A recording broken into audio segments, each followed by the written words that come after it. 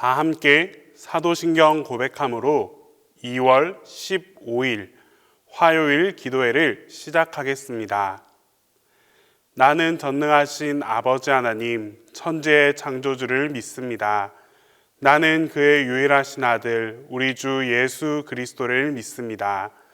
그는 성령으로 잉태되어 동정녀 마리아에게서 나시고 본디오 빌라도에게 고난을 받아 십자가에 못 박혀 죽으시고 장사된 지 사흘 만에 죽은 자 가운데서 다시 살아나셨으며 하늘에 오르시어 전능하신 아버지 하나님 우편에 앉아 계시다가 거기로부터 살아있는 자와 죽은 자를 심판하러 오십니다. 나는 성령을 믿으며 거룩한 공교회와 성도의 교제와 죄를 용서받는 것과 몸의 부활과 영생을 믿습니다.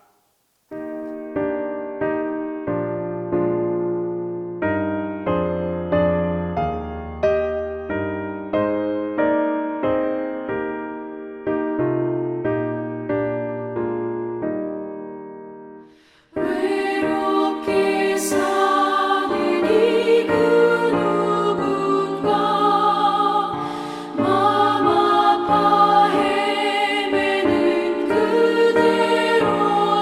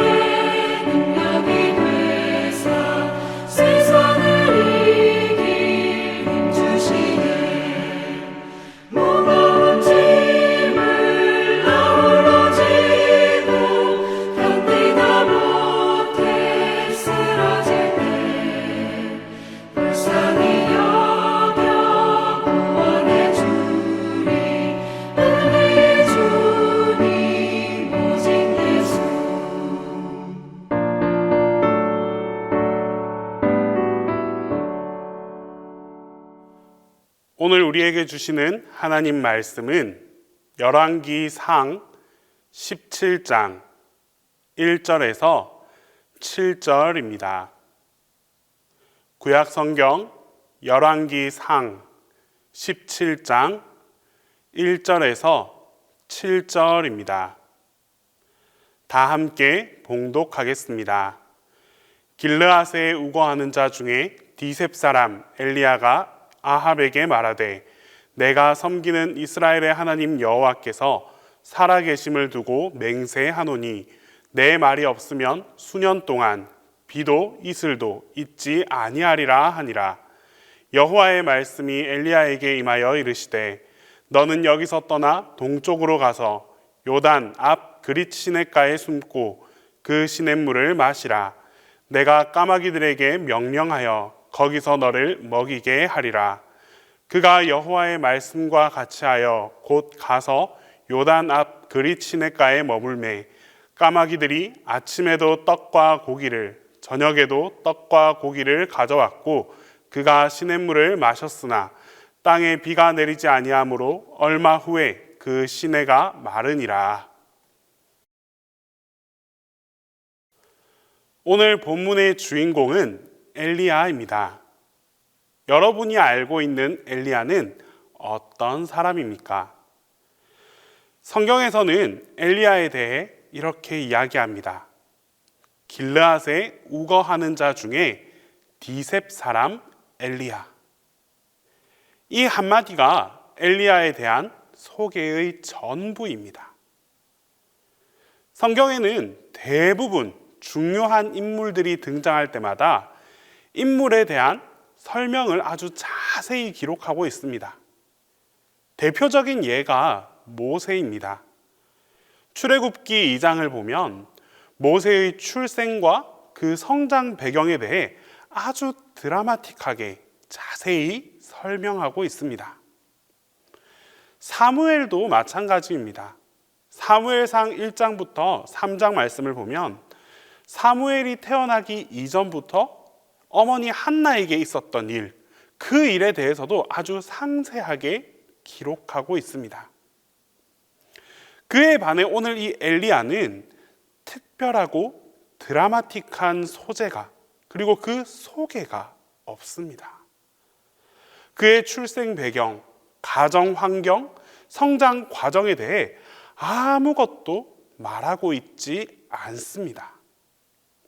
딱 한 가지, 길르앗에 우거하는 자 중에 디셉 사람이었다는 것 한 가지뿐이었습니다. 길르앗은 요단강 동쪽 멀리 떨어진 지역에서도 또 한참을 더 들어가는 아주 작은 시골 마을입니다. 이곳에서 디셉 출신인 엘리야, 정말 전혀 특별하지 않은 아주 평범한 한 사람이 등장합니다. 놀라운 사실은 바로 이 엘리야를, 바로 이 시골 청년 엘리야를 하나님께서 부르셨고 훈련시키셨습니다. 그뿐 아니라 구약의 많은 인물 중 가장 극적이고 또 가장 놀라운 삶을 살아가게 하셨습니다. 또한 그의 모든 사명을 다하게 하신 후에 죽음조차 보지 않고 그대로 살아서 승천해서 하나님 곁에 영원토록 머물게 되었습니다. 오늘 본문은 이런 다양한 삶을 살았던 바로 이 엘리야에게 하나님의 말씀이 처음 임하게 되는 때를 기록하고 있습니다. 지금 엘리야의 모습은 정말 너무나도 초라합니다. 그릿 시냇가에 속수무책으로 주저앉아 있는 이 엘리야의 삶이 매우 힘들고 안타깝게만 보여집니다. 하나님께서는 오늘 말씀을 통해 이런 엘리야를 부르시고 훈련시키시고 일으켜 주십니다. 엘리야에게 주신 훈련, 엘리야와 비슷한 처지를 살아가는 오늘 우리에게 주시는 훈련의 말씀이 무엇인지 바로 이 본문을 통해서 함께 살펴보겠습니다. 첫 번째는 하나님의 일꾼은 한 걸음씩 한 걸음씩 걸어가야 합니다. 엘리야는 시골에서 올라왔습니다. 하지만 그는 앞으로 살아갈 그 날들에 대해서 정말 아무런 계획이 없었습니다. 앞으로 무엇을 해야 할지를 알지 못한 채 그냥 무작정 길을 떠났습니다. 그런 엘리야가 의지했던 것은 단 한 가지입니다. 엘리야는 언제라도 하나님의 지식을 따라서 한 걸음씩 한 걸음씩 걸어갔던 바로 그런 사람이었음을 성경은 기록해 주고 있습니다. 이 말씀은 오늘 우리의 모습을 돌아보게 합니다. 눈에 보이고 손에 잡히는 증거만 신뢰하고 말하려는 것, 그것만을 따르려는 것은 미숙한 신앙의 모습입니다. 믿음이란 보는 것을 믿는 것이 아니라 보지 못하는 것까지도 같이 믿고 신뢰하고 따르는 것이 바로 온전한 믿음입니다. 우리는 한 번에 정말 여러 가지를 해치우려 하지 말고 엘리야처럼 한 걸음씩 한 걸음씩 그렇게 나아갈 수 있어야 합니다. 많은 일을 이루기보다 하나님의 지시를 따라서 하나님의 일을, 그 한 가지 일을 전적으로 순종할 수 있어야 합니다. 그렇게 할 때 그 다음의 일은 주님께서 때를 맞추어 지시해 주실 것이고 또 그렇게 우리를 인도해 주십니다. 이스라엘 백성들이 가나안 땅을 정복한 것도 한 번에 된 것이 아니었습니다. 그들이 발바닥으로 밟는 곳을 한 걸음씩 한 걸음씩 차지하도록 하나님께서 그렇게 허락해 주셨다는 것을 기억해야 합니다. 광야에서 만나로 하루에 한 번씩만 거둘 수 있도록 하나님께서 섭리하셨습니다. 주님께서 우리에게 그 주님의 기도를 가르치실 때도 일용할 양식, 즉 매일매일에 먹을 양식을 매일매일 간구하라라고 하셨습니다. 이제 우리도 엘리야처럼 하나님과 함께 하루하루를 하나님의 지시에 따라서 한 걸음씩 나아가는 삶의 자세를 본받을 수 있어야 합니다. 두 번째로 하나님의 일꾼은 절대적인 신뢰가 요구됩니다. 날마다 하나님께 나아가려고 하면 주님의 지시가 무엇이든지 주님을 절대적으로 신뢰해야만 합니다. 하나님께서는 엘리야에게 그릿 시냇가에 가서 숨어 있어라 라고 명령하십니다. 그리고는 까마귀에게 고기와 떡으로 엘리야를 먹이도록 이미 지시를 다 해놓았다라고 말씀하십니다. 하나님께서 지시한 곳으로 가 있기만 하면 까마귀가 날아와서 고기와 떡을 먹여줄 것이다 라고 말씀하십니다. 만약 엘리야가 자기가 아는 고향에 더 좋은 은신처, 더 좋은 숨을 곳이 있다면, 그렇게 해서 그곳으로 가버렸다면 엘리야의 미래는 어떻게 되었겠습니까? 우리는 아는 길, 쉬운 길, 더 좋은 길을 쫓아가기 쉽습니다. 그래서 하나님께서 지시한 길보다 내가 원하는 길로 걸어가곤 합니다. 하지만 나의 길을 하나님께서 지시한 길보다 앞세워 버린다면 우리에게는 분명 하나님께서 주시는 공급의 줄이 끊어지고 말 것입니다. 하나님께서 지시한 그릿 시냇가가 엘리야에게는 가장 좋은 피신처였습니다. 우리는 하나님께서 가라고 지시한 곳에 가고 또 하나님께서 원하시는 방법대로 신뢰하고 따르기만 하면 됩니다. 그렇게 하면 우리의 영육간에 필요한 것들은 어떤 방법을 통해서든지 하나님께서 채워주십니다. 주님보다 먼저 가지 않고 주님보다 뒤떨어져서 가지 않고 주님과 함께 발 맞추어서 그렇게 걸어가는 걸음이야말로 가장 이상적인 하나님과의 동행입니다.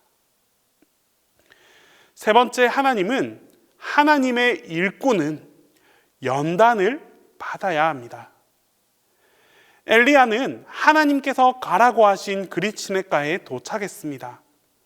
순종의 길을 따른 엘리야는 이제 신선한 공기와 떡과 고기를 먹으면서 숨어서 아주 편안한 생활을 할 수 있을 것만 같습니다. 그런데 현실은 그렇지 못했습니다. 엘리야 앞에서 그릿시냇가의 물이 그만 싹 다 말라버렸습니다. 이것은 하나님의 지시대로 순종하는 사람도 연단이 있다라는 사실을 말씀해 주십니다. 엘리야는 이런 상황 속에서 좌절하거나 낙담하지 않았습니다. 때마다 고기와 떡을 날라다 주는 까마귀를 보면서 살아계신 하나님을 다시금 상기하며 그 시험을 묵묵히 이겨냈습니다. 오늘 우리에게도 이 엘리야의 인내가 필요합니다. 주위의 사태가 나빠질 때, 내 주변의 모든 환경들이 어려워질 때 성급해하지 않고 하나님의 지시를 조용히 기다릴 수 있는 바로 그런 인내가 필요합니다.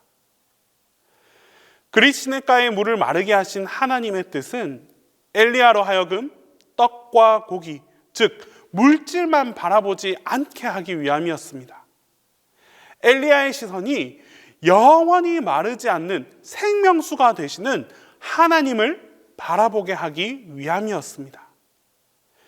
이것은 앞으로 교만하지 않고 겸손함으로 더 큰 일을 맡기시기 위한 하나님의 훈련이었고, 엘리야가 그 간절히 기도한 결과에 대한 하나님의 응답이었습니다. 오늘의 말씀처럼 날마다 하나님과 함께 걸어가려면 우리는 엘리야처럼 또 날마다 한 걸음씩 그때그때 주시는 하나님의 지시와 말씀을 절대적으로 순종할 수 있어야 합니다. 어떠한 시련이 닥쳐와도 영적인 분별을 가지고 그 시련을 감사하면서 잘 인내해 나갈 수 있어야 합니다. 그렇게 할 때 더 큰 일에 봉사할 수 있는 성숙한 신앙인으로 성장하게 되는 우리 자신의 모습을 발견하게 될 것입니다. 엘리야는 분명 그릿시냇가에서 아주 어려운 피신 생활을 겪었지만 하나님의 지시를 따라 날마다 하나님과 함께 한 걸음씩 나아갔습니다. 그릿시냇가에서 사르밧으로, 그 후에 갈멜산으로, 그리고 마지막에는 회오리 바람을 타고 하나님 곁으로 승천해 올랐습니다. 이제 우리도 날마다 하나님의 부르심에 순종하고 하나님과 함께 걸어가고자 노력합시다. 하나님과 발맞추어 함께 나아가는 여러분들 모두에게 영원토록 하나님과 동행하는 기쁨의 은총이 함께하게 될 것입니다. 기도하겠습니다. 우리 이 시간 첫 번째로 기도할 때에 하나님을 절대적으로 신뢰하며 살아가게 해달라고 기도하겠습니다. 두 번째로 연단의 시간을 인내하면서 믿음으로 승리해 나갈 수 있게 해달라고 기도하겠습니다. 끝으로 전교인 성경 300독 순례를 함께 이어가고 있습니다. 이 성경 300독 순례를 통해서 하나님의 은혜를 풍성하게 경험할 수 있게 해달라고 우리 이 시간 함께 기도하겠습니다.